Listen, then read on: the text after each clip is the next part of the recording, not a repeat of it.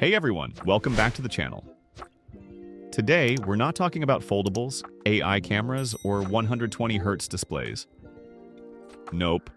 We're taking a trip way back in time to the early 2000s, when phones were simple, reliable, and had actual buttons.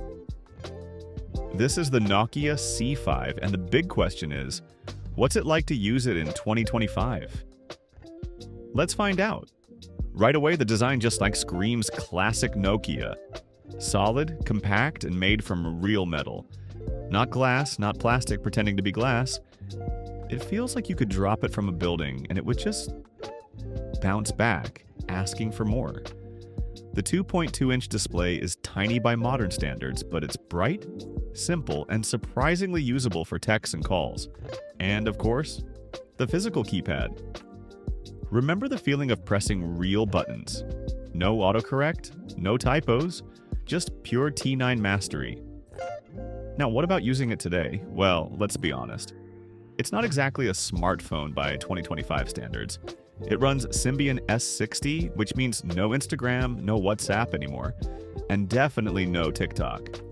But you can still make calls, send SMS, and even play the legendary Snake game. And guess what? The battery life is still insane. You can charge it once and forget about it for nearly a week. Something modern flagships can only dream about. No power banks, no fast chargers, no stress. The camera, a 3.2 megapixel shooter with LED flash, might not impress anyone today, but it captures that authentic 2000s vibe. Blurry? Yes. Grainy? Absolutely.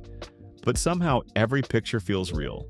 And that's kind of the magic of the Nokia C5. It wasn't about megapixels or refresh rates. It was about reliability, simplicity, and a phone that just worked. No updates, no bugs, no nonsense. So, using the Nokia C5 in 2025 feels like stepping into a calmer, simpler time. It won't replace your smartphone, but it will remind you what phones used to be about and staying connected, not addicted. It's small, it's tough, and it's still 100% Nokia.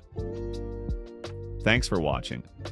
If you enjoyed this little tech time capsule, hit that like button, subscribe, and tell me in the comments. Which old phone should I bring back next?